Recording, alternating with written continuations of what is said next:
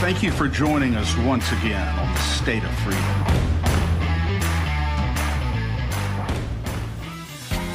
The State of Freedom is a listener-supported podcast. We're committed to pursuing the truth about policymaking, regulatory actions, and political maneuvers in Louisiana and at the national level that stand to impact your freedoms. Please support the State of Freedom by becoming a monthly supporter or member of the Warrior Circle, or by advertising your business, your nonprofit, or your event with us.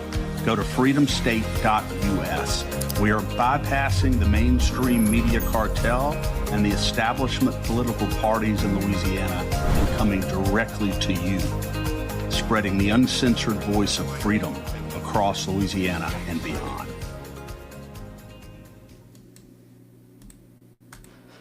Fuego, it's just unbelievable.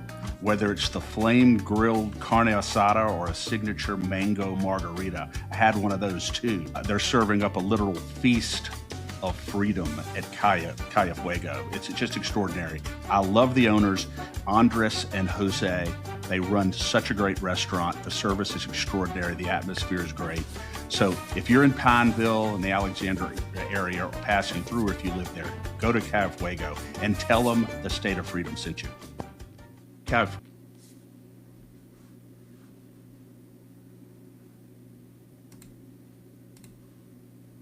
Testing out something new.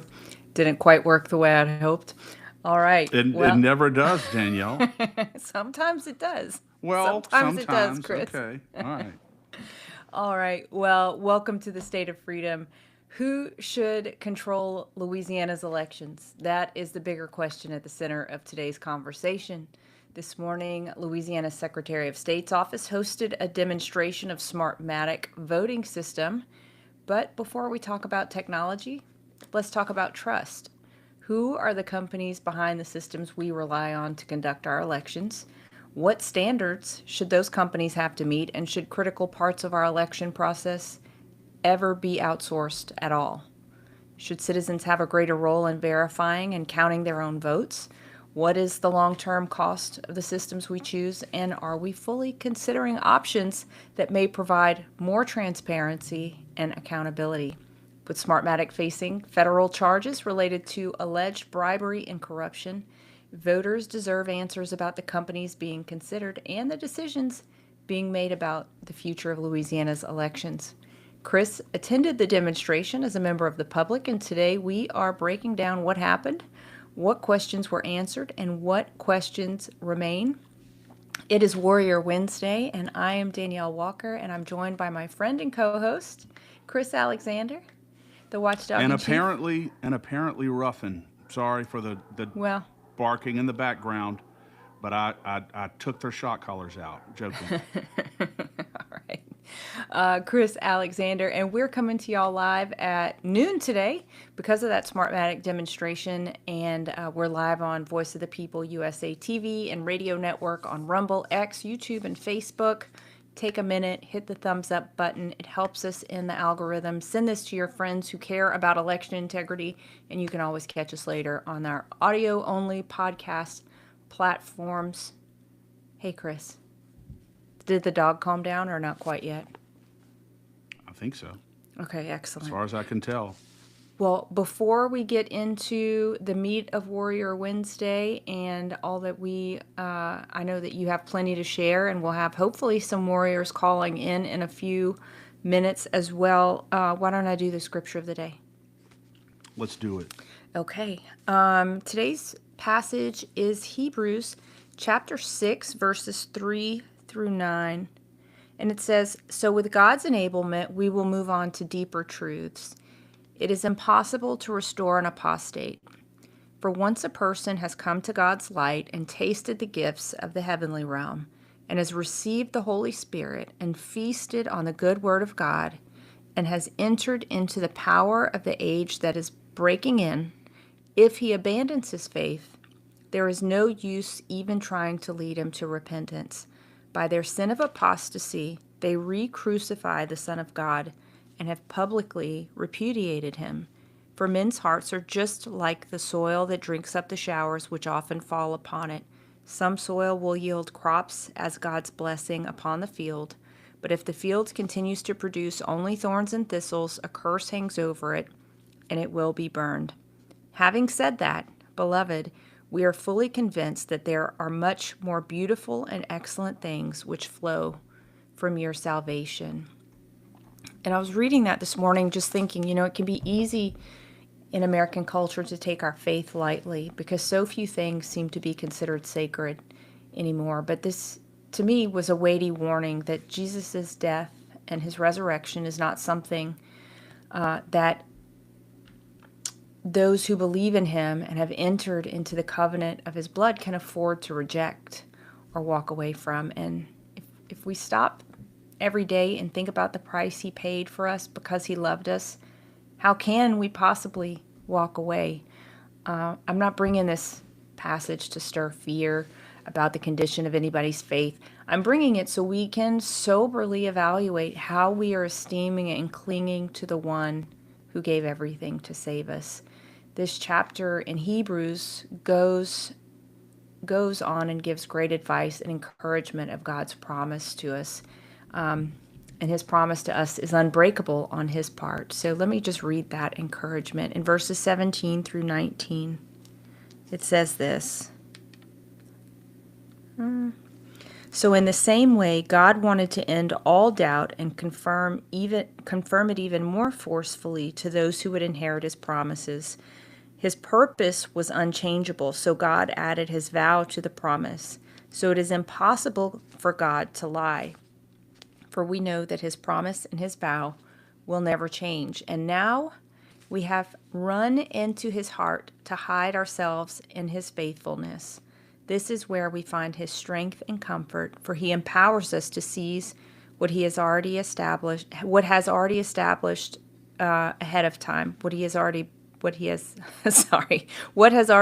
established ahead of time, an unshakable hope. We have this certain strong hope, like a strong, unbreakable anchor, holding our souls to God himself. Our anchor of hope is fastened to the mercy seat, which sits in the heavenly realm beyond the sacred threshold.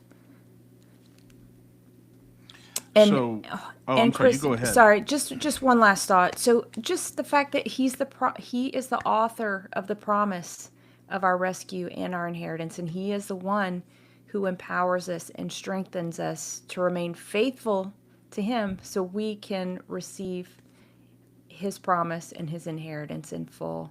And maybe just one other note, this isn't about failures, right? This isn't about mistakes and sin. This is about knowingly walking away from God. This is about making a decision to walk away from the one who gave everything. And I think even there are conditions, Chris, people face things in life where they feel like they may walk away from God, or they have anger in their hearts because of something that happened to them or something that's occurred in life. And I think that God sees us all as his kids, right? And he knows the conditions of people's hearts and the circumstances in which people feel like maybe they made a choice to turn away. So he's the ultimate judge of our hearts, right? I think if people have turned away in those moments, there's probably a turning back that can happen, right? To me, this is the people who kind of just, I don't know, have their hearts have just remained like stone, for instance. I don't know if that makes sense. I don't know if I'm doing a good job of explaining this at No, all. I absolutely understand what you're saying, and I think it's important to make a distinction between a a falling away that results from weakness or fear or human frailty, perhaps psychological injury from the past, even anger at God. St. Paul said that we're supposed to, and I'm going to sit down and actually try to reconcile this with what you said from St. Paul today. St. Paul said we're supposed to work out our salvation in fear and in trembling. Yeah. And I cannot imagine that if we're working out our salvation in fear and trembling, that there is not going to be some emotional and psychological vicissitudes that go with that, and perhaps actually periods of time when people fall away from the faith and go their own way and do their own thing, and then return. And I cannot conceive of or imagine a God who's not always willing to take us back and to love us. And I can't imagine that all the angels in heaven are not celebrating that, just like the Father did of the prodigal son when Yeah. he came home after he had just had become an absolutely wretched human being. I don't think that's what Paul is talking about today. I think what Paul, again, this is the only way I can make sense of it. I think he's talking about the deliberate intellectual rejection of God based upon one's own reason, a sort of a methodical rejection of God and a deliberate rejection of God. And and that is always the result of hubris. And pride is hubris, and the worst of all the sins, according to Christ in the Old Testament, is pride, the sin of hubris. It is the most vicious sin there is pride. I think Paul is talking about the sort of apostasy that results from the intellectual disposition that I am God. I am God. I don't need God. I am a God, and I refuse to believe in or worship anything outside of myself. I think what Paul is getting at here, at the heart of this apostasy that he's talking about, is the cardinal sin of pride. And I think that's probably what he's warning against. And, I think this is a little bit of one of those things that you have to hold in tension, right? Because we can't judge the hearts of any man. Only God can. But what I think part of what Paul was saying here is don't waste your time running after these people who have said that they rejected me. Like the Lord says that no man comes unless I draw him.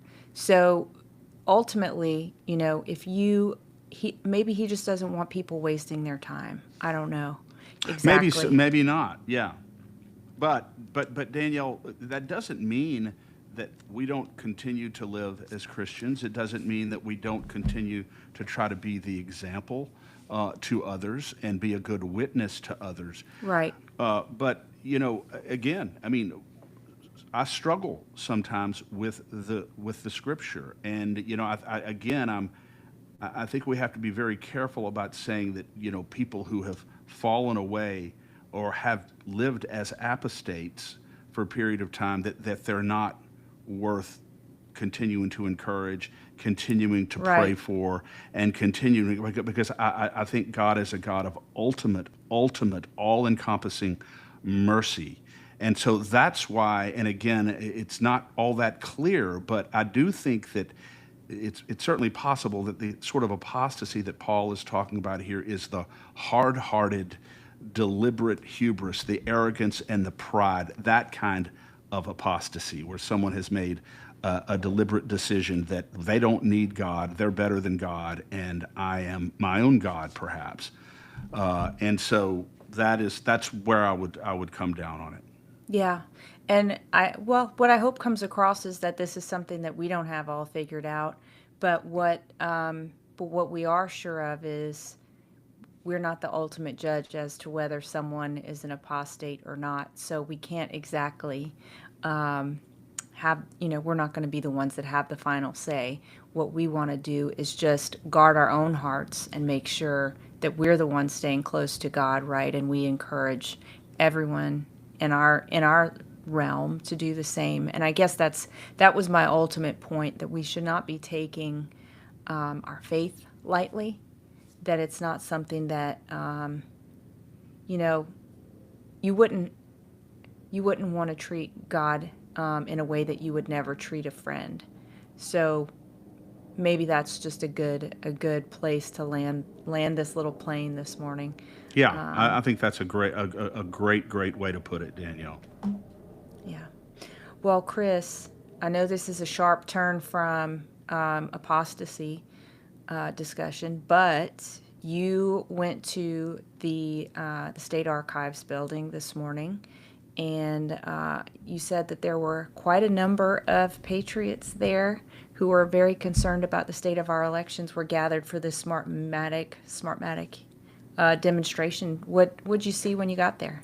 I was so happy to see a large number of patriots there, Danielle, obviously concerned about Smartmatic being possibly chosen to be our election vendor here, the company that is under federal indictment for trying to rig an election in the Philippines, and $287 million contract in Los Angeles County also. And some of those funds apparently went, or a lot of those funds apparently went to the bribery scheme in the Philippines. So it's a big deal. They're under pending federal indictment. But it was Smartmatic there that was demonstrating their system. And, I'm not a technical expert, but I did ask some questions to some people who are right around me. And there are some real concerns about this system and the extent to which it is vulnerable to the sort of electronic fraud that we've been talking about for months now. And, I got to, ask, John Odell was there. Bert Calais came. He was a little late, but he came. Christy Hike was there. And I think they're going to be joining us to get their insights. I'll say this. The first thing that you do when you go in here, you have a blank ballot, a sheet of paper, okay? You put this ballot in a ballot marking device computer there. I'm going to stop you, Chris. Is it completely blank and it prints it when you put it in there? It's not completely blank. Okay. It's got the names of the candidates or the propositions on there. You put this into the ballot marking device, and then up on the screen, it's got what you had on the sheet of paper right on the screen. And so you press the ballot marking device for each of your choices for the races. And then once you do that, you press finish or whatever, and then that supposedly marks your vote, okay, in the computer. Then your ballot is spit out, and it reflects, or it's supposed to reflect, how you voted, where you can read it, okay? John Doe, I got an X next to his name. Yeah, I voted for him, okay? But there's also a QR code on the ballot as well, and there could be a discrepancy between how you're, and that's what, when you go down to the scanner, which you put your ballot in next, and that counts your vote. That scanner, we believe, is counting the QR code. It's not counting the readable vote that you put in there. It's counting that QR code. So discrepancy between the QR code and the readable text of your vote is a different deal. And then, do you want to take this yeah, call? let's talk to these folks. Yeah. All right, let's see. Let me see if is this Christy?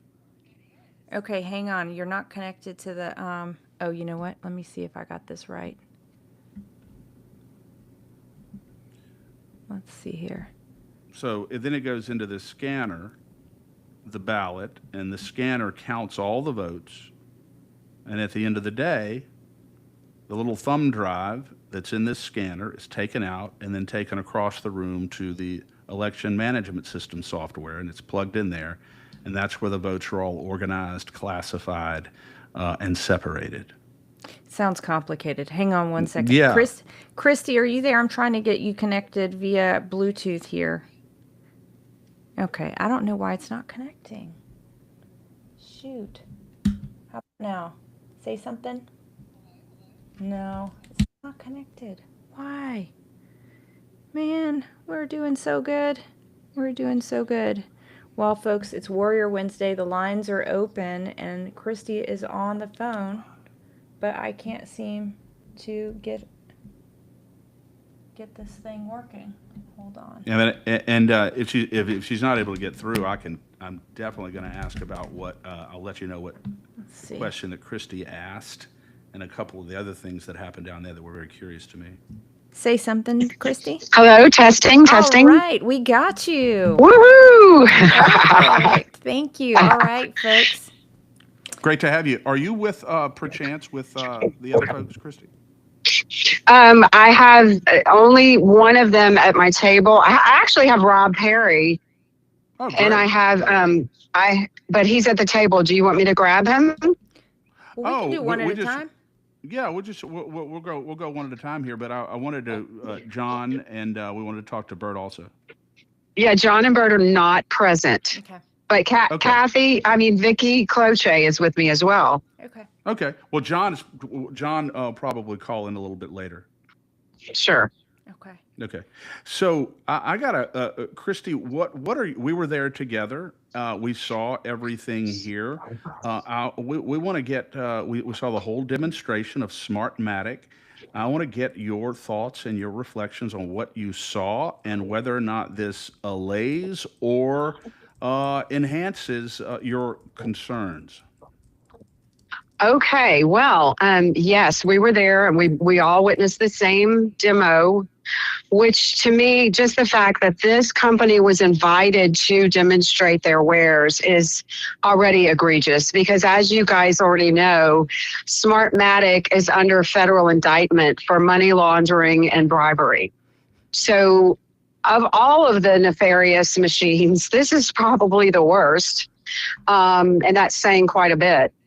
So the fact that the Secretary of State would want to even entertain the notion of potentially having a $150 million plus contract with people who are under federal indictment currently is just beyond any sort of logic. And so, as you witnessed, Christopher, the man who was the representative from the company Smartmatic was talking about a question was posed, a very good question, asking him about the origin of the parts that are contained within these machines and if they were manufactured in America. And he said they're manufactured in a bunch of different places, yes, some foreign countries. And later on, I added on to that question as a part two. So we know that our president has issued an executive order, 13873, which basically says that anything that is deemed critical infrastructure, which our elections are, is not to contain any foreign adversary-made components. Well, we know that not only will they not disclose their ownership, our voting machine vending companies in America, but we know 100% factually that they have parts that are made by our foreign adversary, China. Yeah. Christy, Exclusive. Yes. Can I jump in here? Yes. Was anybody from the Secretary of State's office present and like participating in this Q&A? Catherine Newsom was present. She was hovering in the background, and she made sure that we didn't answer. He didn't have to answer questions all day, and she reminded us there assembled that he was just the manufacturer. I'm sorry, the vendor, and wasn't really privy to the rules and regulations and the voting sort of things that we do here in Louisiana. A lot of our procedures he wasn't familiar with, but he wasn't getting really procedural questions. He was getting questions about his product. That's why he was there. And I will tell you, I don't think he answered them to anyone's satisfaction. Yeah. And there were my understanding, Chris, is there were two others who were supposed to be there but were sick. Perhaps those were the ones who could have his colleagues. Some of the more his colleagues, questions. right? Yeah, right. To give him some grace. That's right. Right.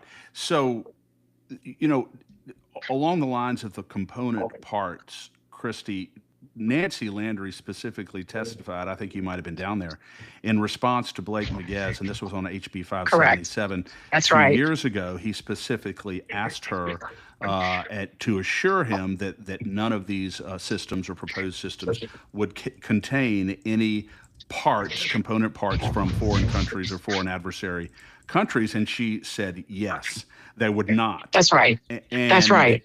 And so, so obviously this is a concern that has to be addressed. And how do we assure ourselves that these component parts are not coming from China or somewhere else? Well, it's actually a rhetorical question because they are. We know they are. They're coming from China. That's a fact. And if they're not, prove it to us, prove us wrong. He couldn't. The guy who was demonstrating today is a mechanical engineer.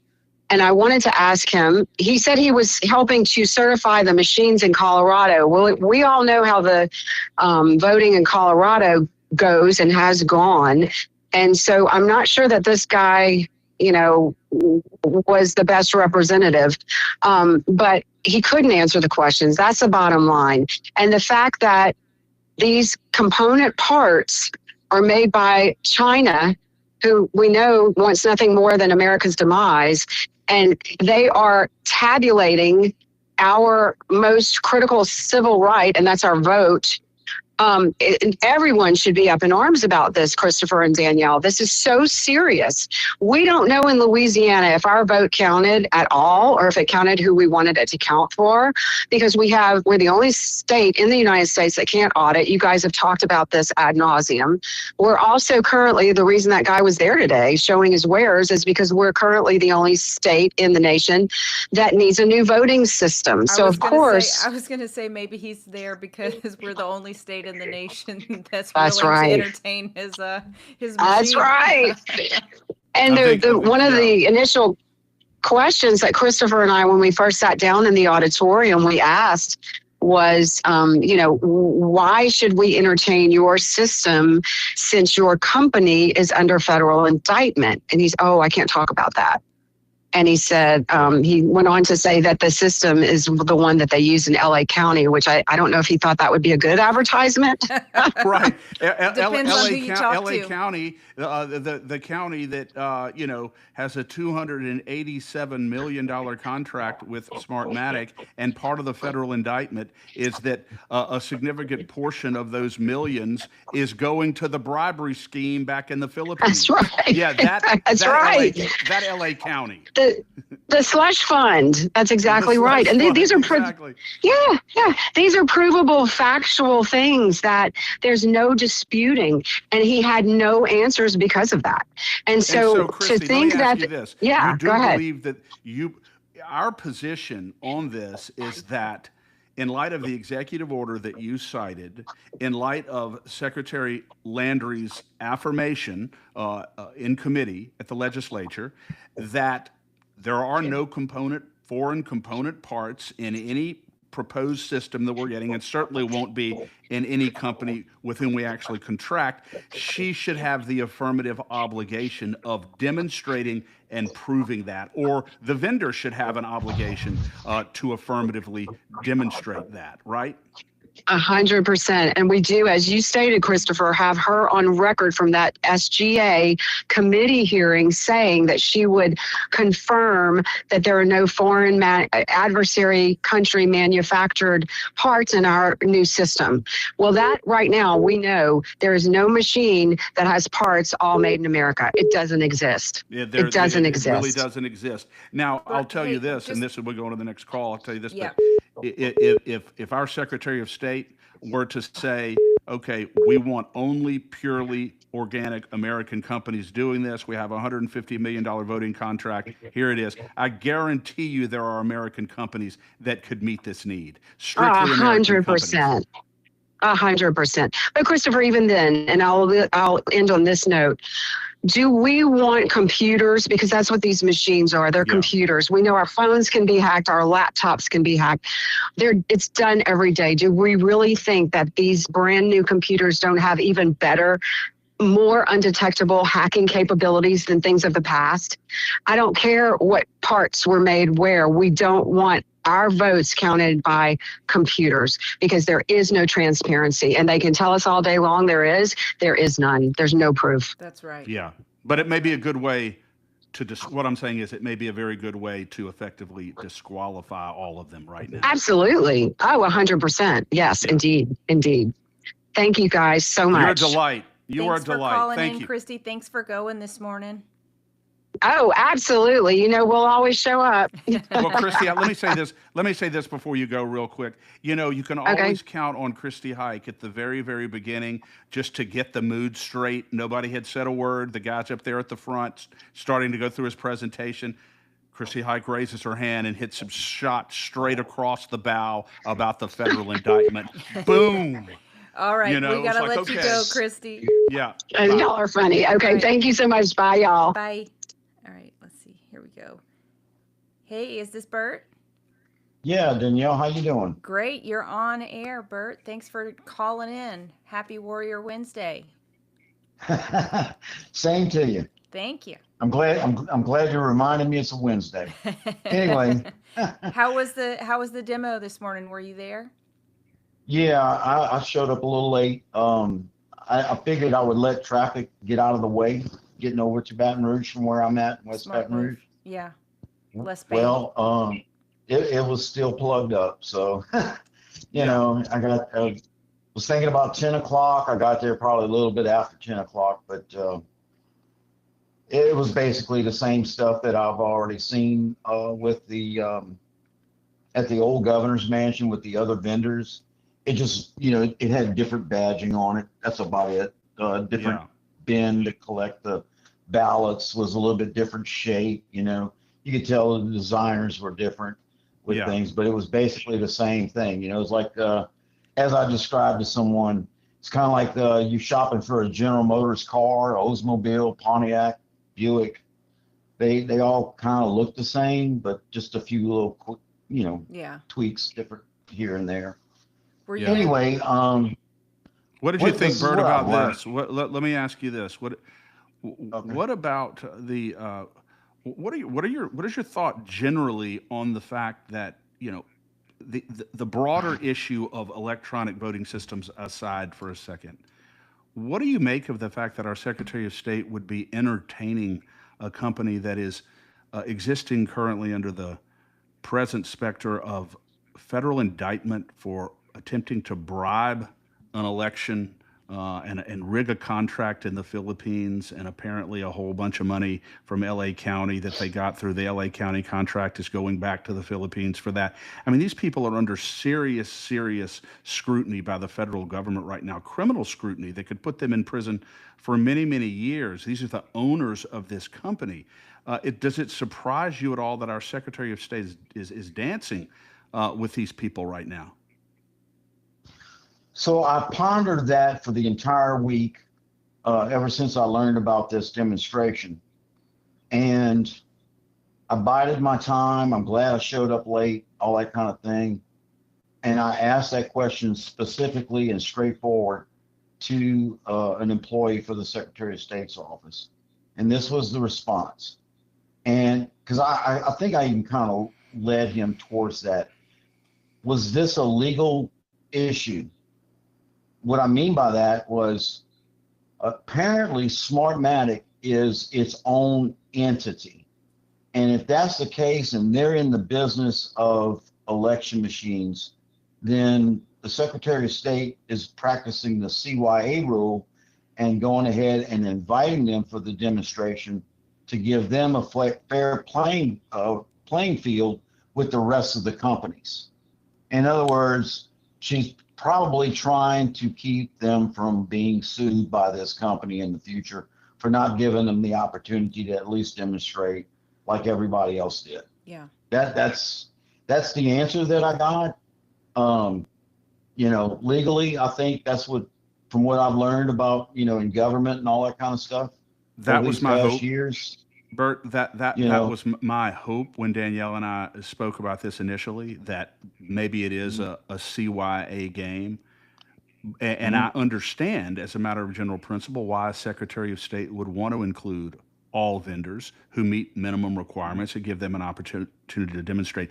But this is not that situation. This is a situation where this company has demonstrated that it has really no public integrity. It's trying to corrupt the election process. It's trying to rig election contracts. It's being prosecuted at the highest levels of our government for doing that. This is one of those cases where I think the leader of a state has every right and even obligation to make a decision. I'm sorry, but you're peremptorily excluded. And in this situation, anything else, I think, is just really a waste of time and resources, unless, of course, she does have some intention of ultimately awarding this contract to Smartmatic, in which case I think I think that would shock even me. And guys, Yeah. just a reminder, do y'all remember a couple years back when that election in the Philippines happened? Do you remember that they completely overran the presidential palace? Like people literally stormed the gates, went and like jumped in the presidential pool.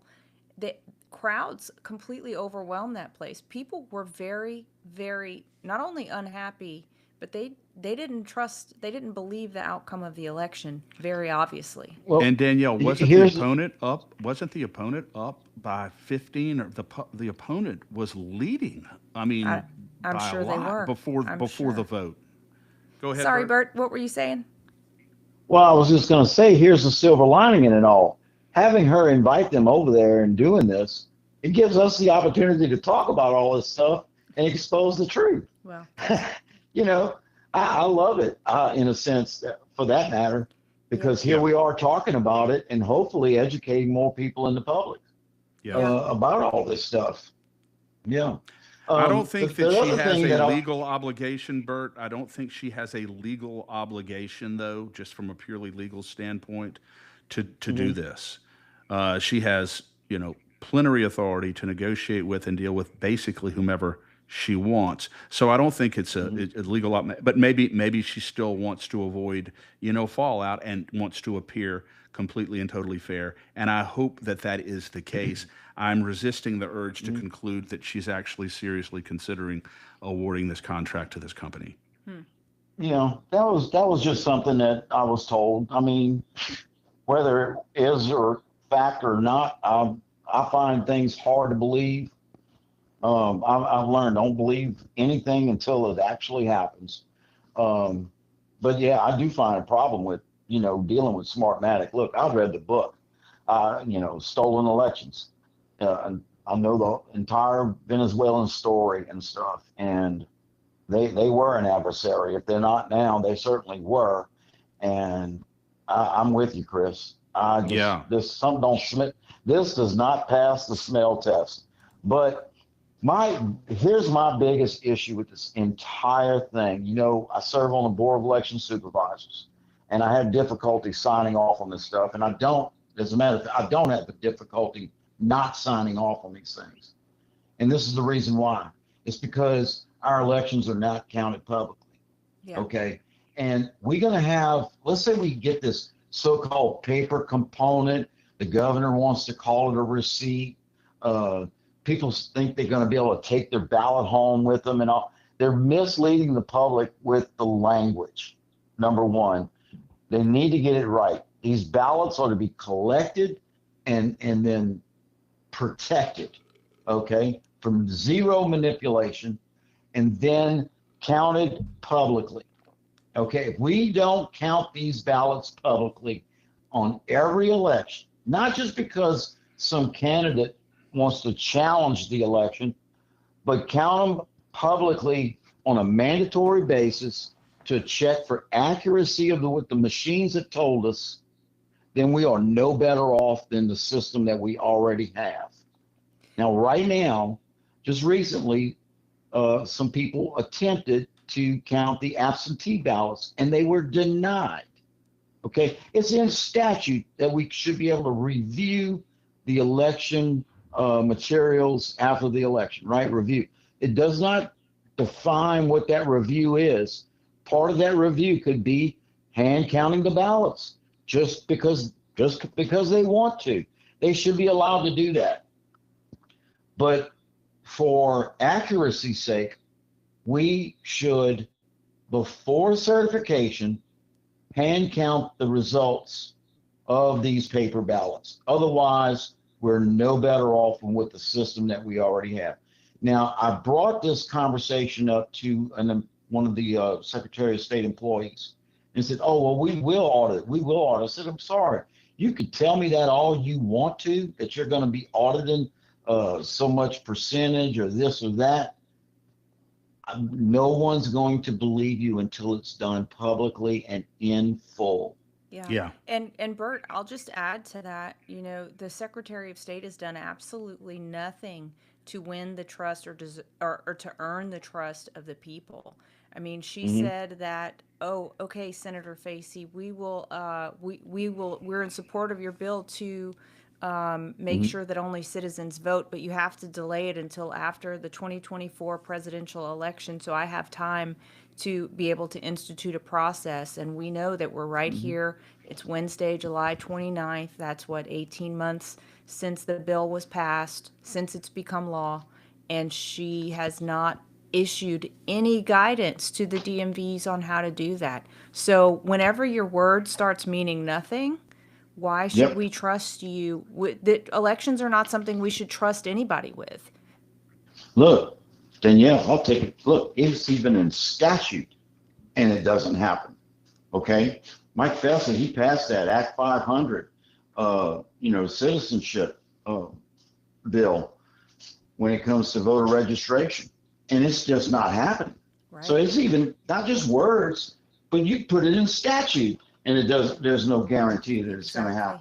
Exactly. Exactly. Right. And The that's something we public, learned. I mean, we learned that from our own government during COVID, right? It doesn't matter yeah, how many laws you have, they're just going to do what they want to do. yeah, they got to get Hey, over Bert. this idea of we don't want to babysit the public. They got to Right. get rid of that mentality quickly. Yeah. I have a question for you, Bert. Mhm. Are you there? Okay. Yeah, I'm What here. about the paper ballot that you get that you stick into the ballot marking device thing, and then you tap in your vote on the screen, and then your ballot gets spit out. It's supposed to reflect in readable form your votes, and then it goes over to this scanner, and the scanner, 3 or 4 feet to the right, you put the ballot in there. That counts the vote, and then your piece of paper drops into the back of the scanner. That's how they collect the paper. Uh, would this do anything to reassure people like us if it was required at the end of every election that a full hand count of that paper was done, of those paper ballots that have the readable votes on them, how you voted on there, and those were counted by Mhm. hand as a matter of policy by members of the public after every election? I think it brings us closer to what we are talking about. At least we're hand counting those ballots. I know there's some issue whether or not that ballot was marked as the voter actually intended, in that, I don't know, something like 70% of folks' situation is in place. They don't actually review the ballot itself. They Higher, just, actually higher, Bert, probably closer to 85% or so. And that is yeah. that's the main concern that I had there, Well, regarding that, because most people don't look at their ballot. so I serve on the board of election supervisors, and we get ballots in, and literally someone marks. It appears that he's marking every candidate that he does not want, and he leaves the one alone that he does want. That ballot, and you kind of see the pattern and all of this kind of stuff, and but the problem is the instructions are only mark one candidate. So if the voter can't follow the instructions, then we have to revert back to, we got to reject that ballot, Yeah. you know, because it's too iffy. Yeah. You can see a pattern, but it's just, the voters need to be educated. Yeah. Right. It's, Right. it is a simple task, but so is boiling water. But doesn't mean that you gotta spill the pot while it's boiling. Yeah. You gotta I you gotta think that, follow Bert, I think it instructions. would help. I think it would help if there was a mandatory public audit of the paper ballots after every election, a recount of the paper, and then to compare the results from the paper against the computers and these QR codes and that sort of thing. I think, yeah, perhaps that help. As you said, the issue still is though most people do not verify their vote even when the ballot is printed out. But Well, Bert, well, hold go on, ahead, and Danielle. Chris, Well, Yeah. sorry. Why spend the $150 million if it's going to give us two processes instead of the one that would be what, 8% of the cost of that? Why should we have the two processes? To me, this is a scheme to take taxpayer money, launder it to companies that we know are adversarial to our own interests, and we don't know if the election, if the election's being rigged. Now, to your point, if we audited, if we did a proper hand count of the election, fine. Then we know if they were trying to rig the election or not. But why go through the rigmarole? I hear you. Their response would be, that's a Bert, I want valid. to get your response to this too, Bert, but I can tell you because I've had conversations with Bert about this. Their response is there's no way in a million years we could ever get enough people to come in and hand count paper ballots and administer this system. No way we could do it. We have a hard enough time getting people there now. And my response to that, as I told the people from the media this morning, this person who interviewed us, was simply this. Look, you're about to put out $130, $140 million, whatever it is, plus $2 or $3 million minimum annual maintenance of these computers.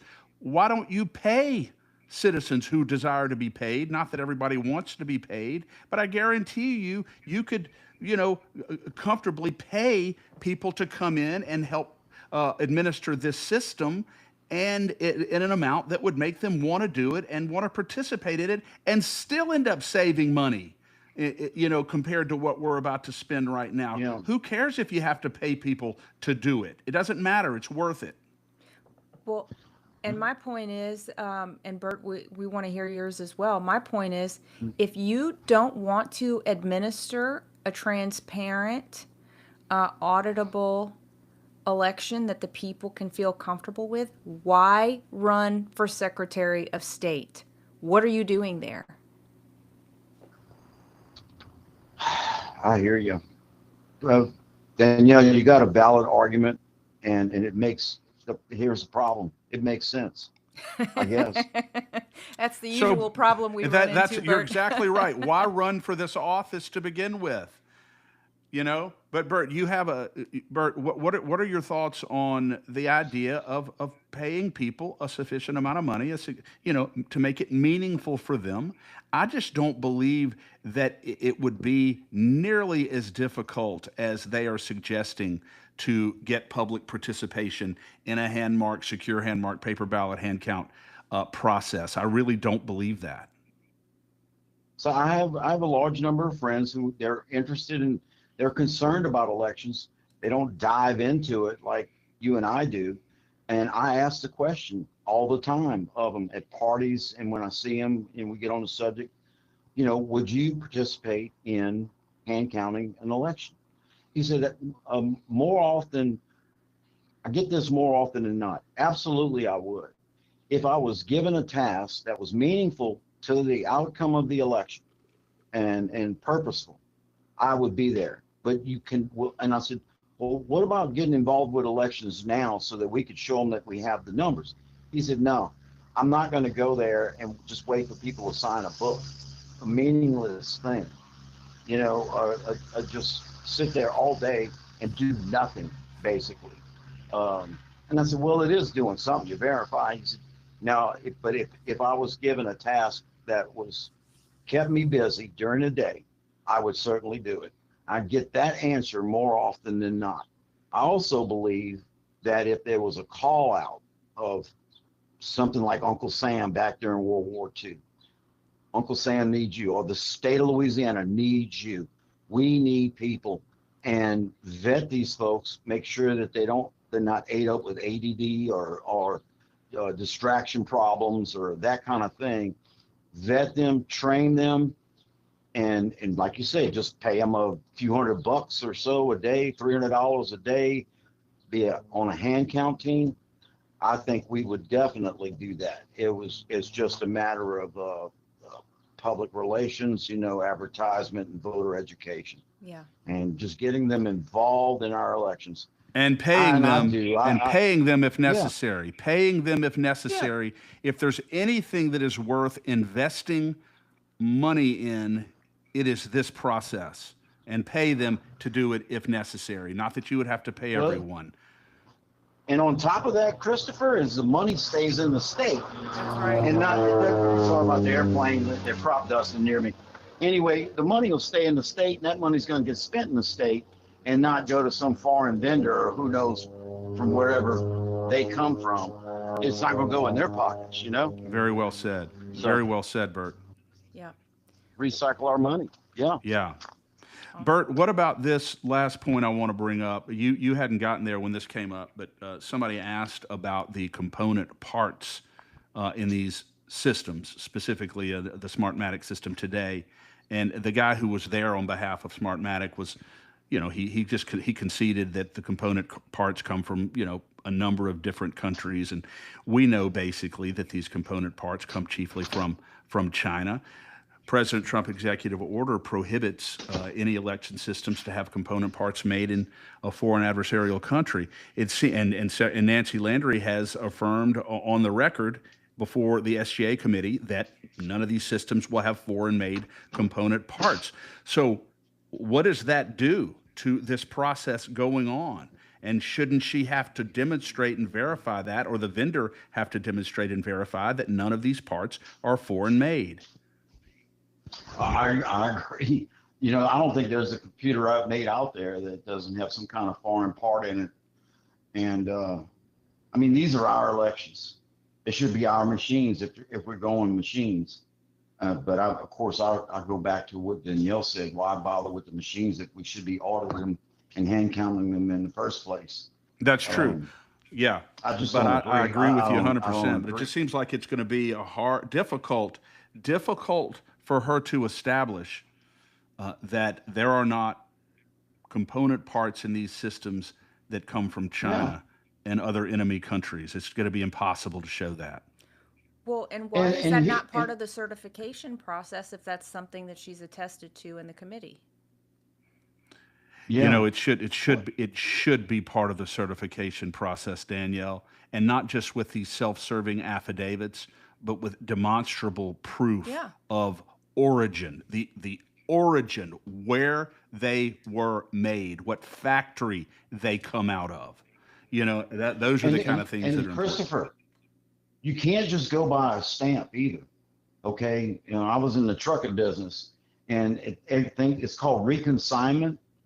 Okay. So it's made in, let's say it's made in Brazil, but we can't buy certain things from Brazil. How does Brazil get around that? Well, they send it to Mexico. Yeah, they send it to Mexico, and it gets stamped made in Mexico. That's right. And then gets sent to the United States. That's called reconsignment. Exactly. Chinese. And Bert, they have this little thing inside there. Inside these systems, for each component part, there is a little number, some encrypted code on each one of these component parts that tell you exactly where that product was made, the factory, the city, the country, all of it. But you have to have access to the components themselves in order to find that. But you're so right, Bert. You cannot rely on them shipping it to another country, slipping a label on it that says made in Mexico, and you certainly can't rely on their self-serving affidavits. Yeah, look, they created this monster. I wouldn't even believe that, Christopher. Whatever that code said, because of what I just described. Yeah. And all I can say is this, and I told the Secretary of State employee this. I said, I'm not talking about you specifically, but y'all, I'm going to say generally, y'all created this monster that we have. The 2020 election, it exposed it to everyone, but they were allowed to be manipulated. Prior to that, I've heard stories, from 2006, Barack Obama's nomination in Cook County in Illinois, was manipulated in 2008.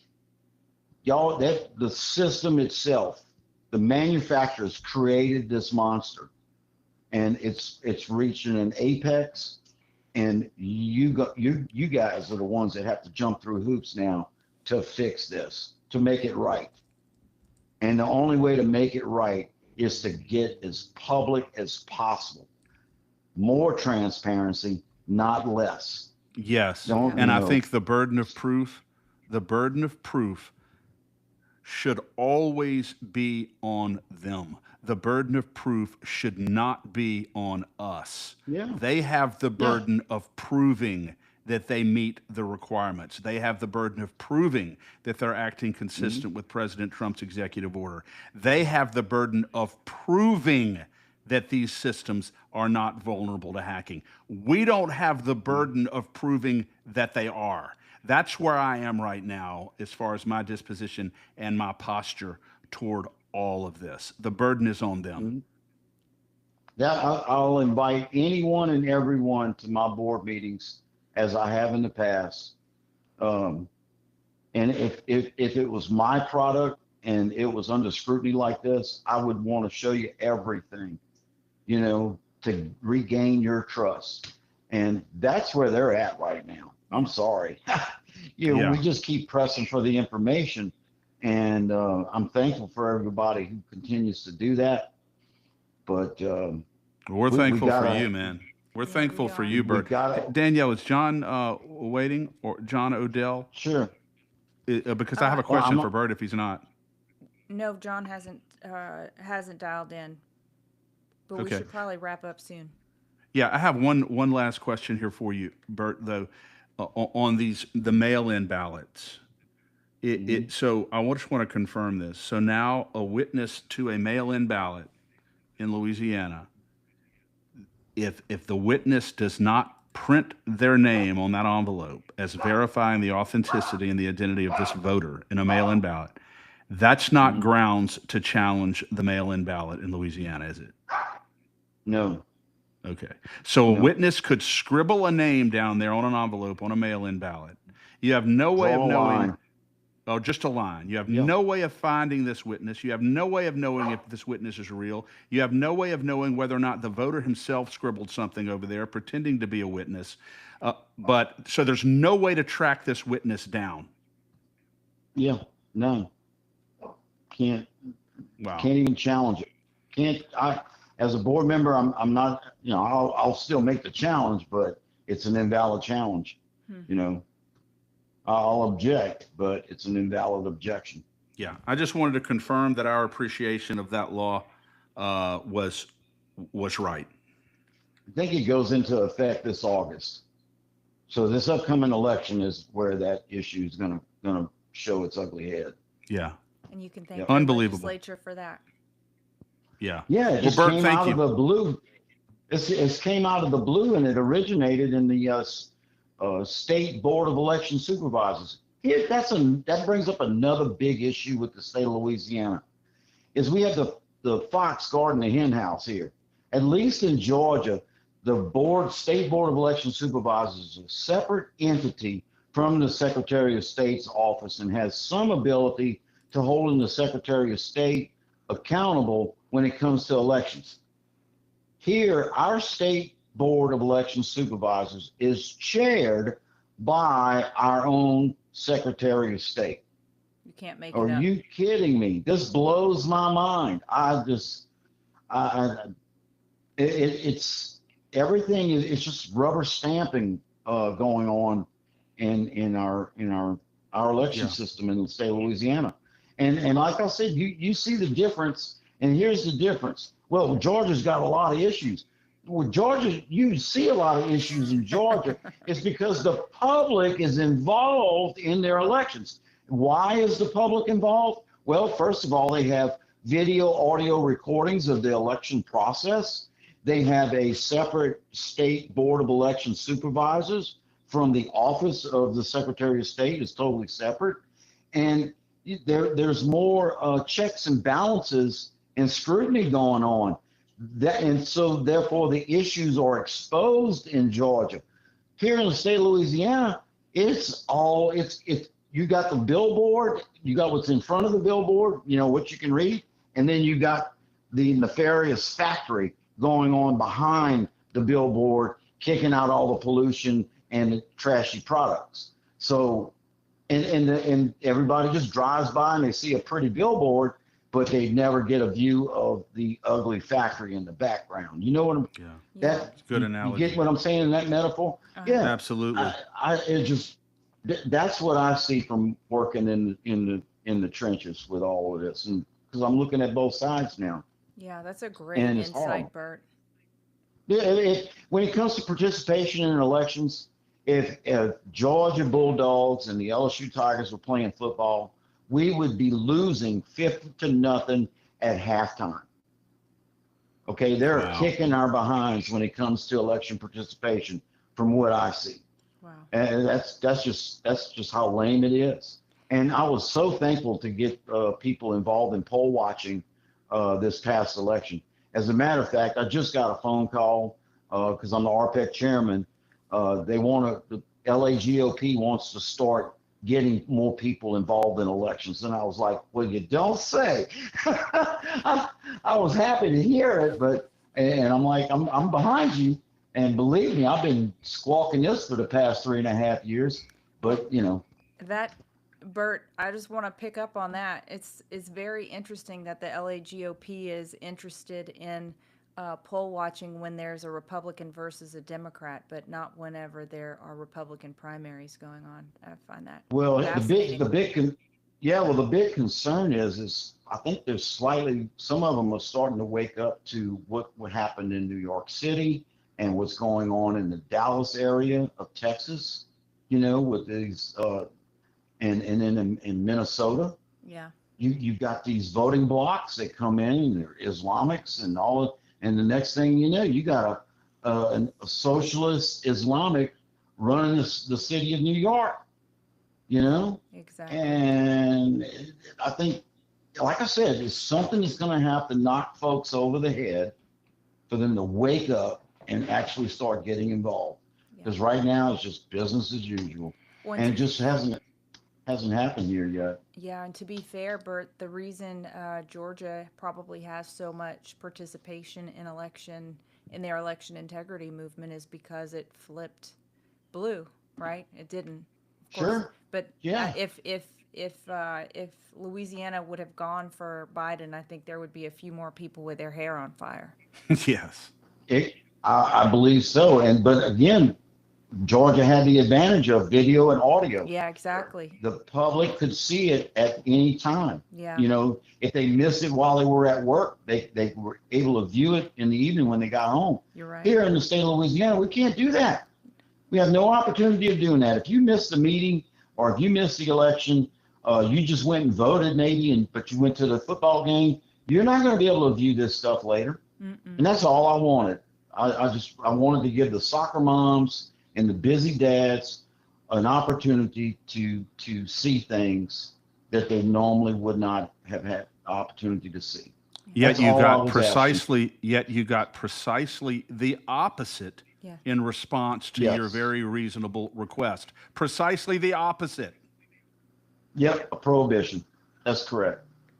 Unbelievable. Yeah. Well, Bert, Anyway, guys, I thank you appreciate so it. much Yeah. for calling in. You're welcome. Thank you, Bert. And Thank thanks y'all for all your you do, time. Bert. We love you. Bye. Bye. Love you too. What a champion. He raises such great points, Chris. I mean, if we spent all the time that we have just on this issue, we could easily do it, but I think I would maybe burst into flames. It just Well, makes me so mad. It makes me me too. so enraged. Yeah. And it's clear that there has not just been, as you've very clearly laid out, a steady erosion of the trustworthiness or the security of the process of mail-in ballots, but it's been every aspect of our voting system. And if this was let's say this was, in the 90s, sometime before now, like a long time before we were focused on this issue, and someone said to you, Chris, would you believe that there are real problems with the election system in Louisiana? You would have said, obviously, we live in a corrupt state. our politicians are corrupt. They have been stealing elections. Of course they stuff the ballot boxes. Of course they do. You could ask anybody that, and they would say yes. So why is it so hard to believe now? I don't understand. We didn't get less corrupt. If anything, the state has gotten more corrupt. Exactly. If they will, the bottom line is corrupt people will be corrupt in whatever manner and through whatever means they can possibly be corrupt in order to achieve their objectives. Yeah. So if they're going to be corrupt by stuffing a paper ballot box, they're certainly going to be corrupt to try to manipulate the electronic results inside these computers to the maximum degree they can. Cheaters are going to cheat. That's the bottom line. Cheaters are going to cheat. And Chris, if you were a government official that people, you were an elected official, would you be going out of your way to make sure that people could see very clearly that you are not corrupt? Would you be going out of your way to make sure that people were extremely comfortable and understood the process and the mechanism by which their vote was counted? I would consider it my public duty, not only as an inherent part of my job, but I would be particularly motivated, I think, to do that because of the history of culture, the culture of corruption that we've historically had in our state. I would consider that I have a more onerous burden and responsibility to demonstrate that there is nothing corrupt in the system under these circumstances. Absolutely, I would. 100%. And the guy who was down there, he was not qualified to answer any of these questions today, Danielle. And Catherine Newsom, I don't believe that she has the technical expertise to answer any of these questions. She wasn't there really to answer questions. But the point is, the whole purpose of this demonstration should have been to make sure any and all questions and concerns that the public have regarding the security of these systems was satisfactorily answered, and that simply did not happen. Absolutely did not happen. It didn't happen. And Chris, there's a couple comments in the chat. Hey Debbie, I see the chat in Rumble. By the way, no, I don't see any activity in the chat on Facebook or YouTube or X.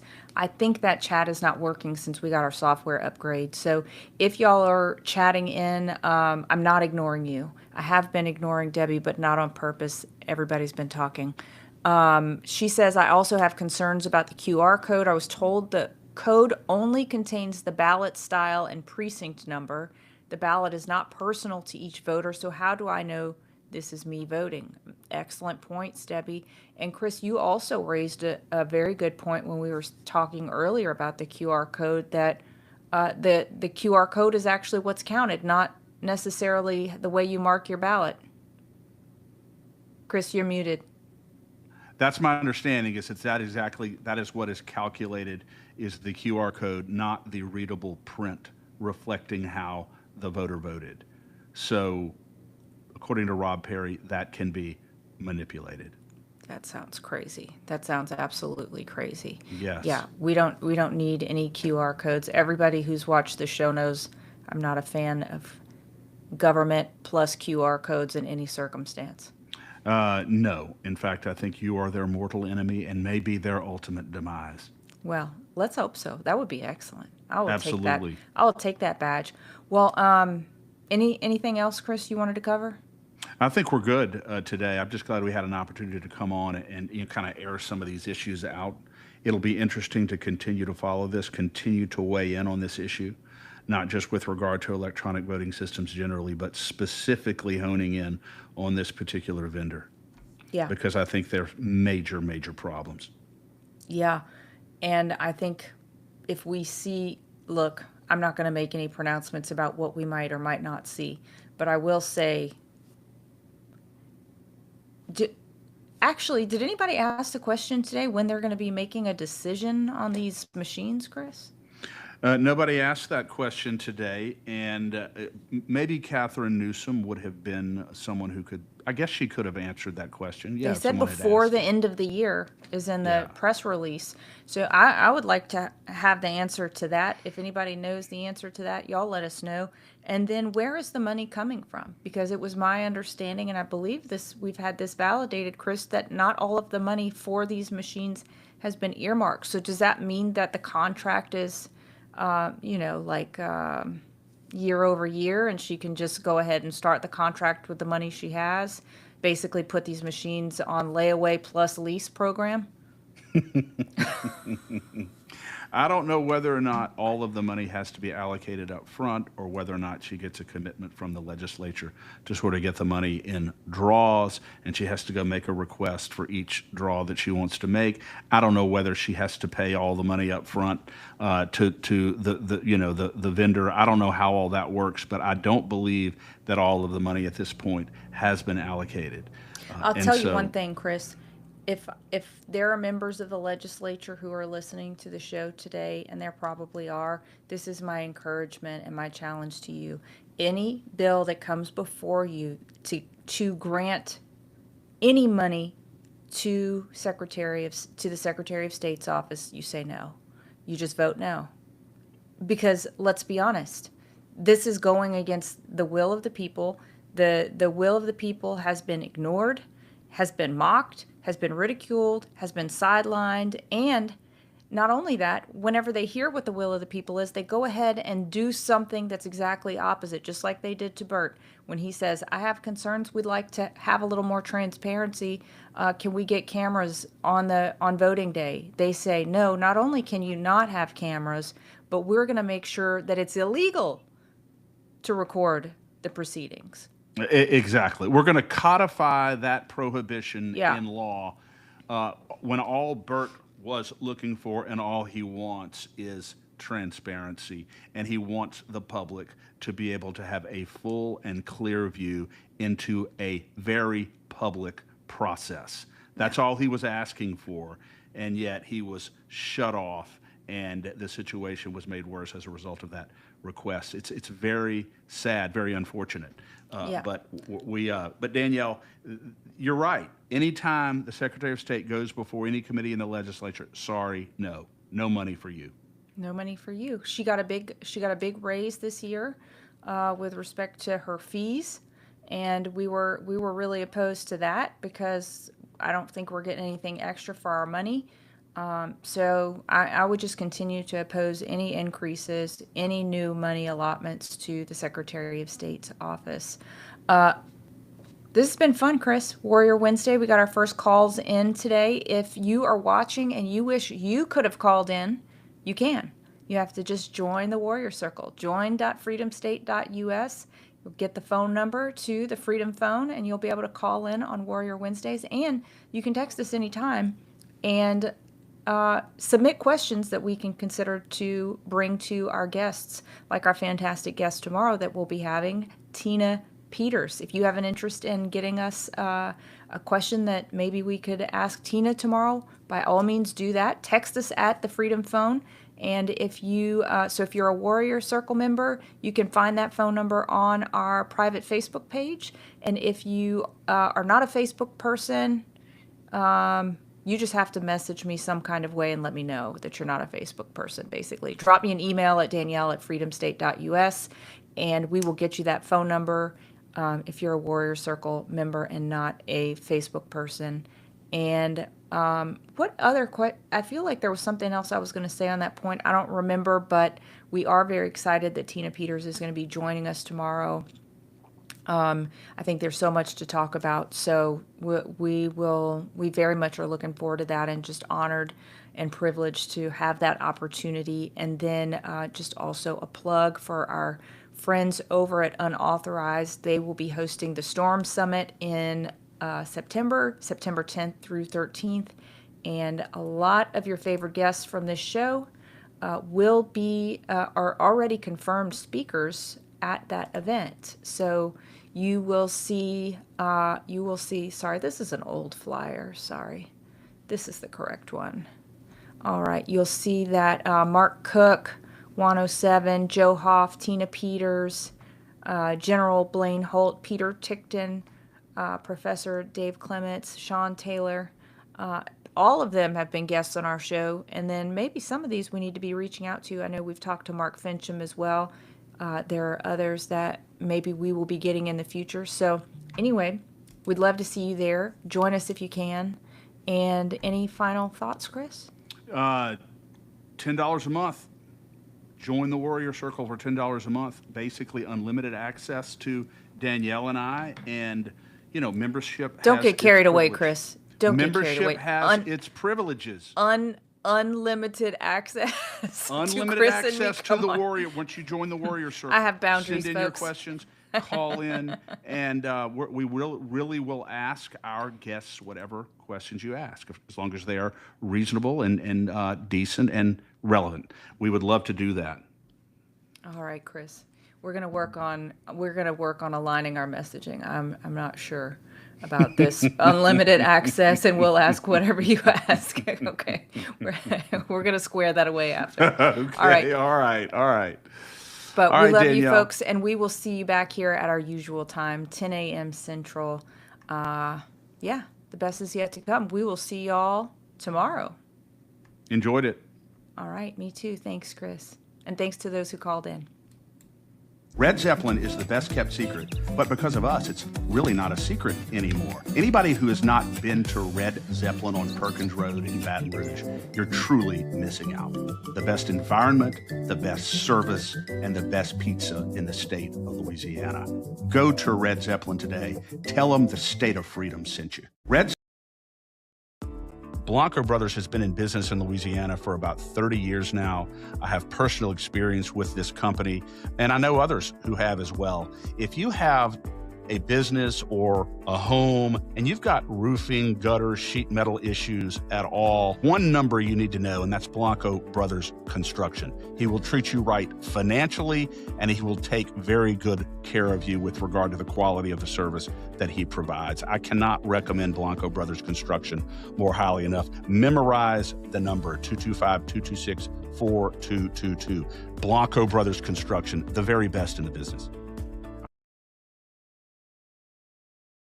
Thanks for joining us today on the State of Freedom.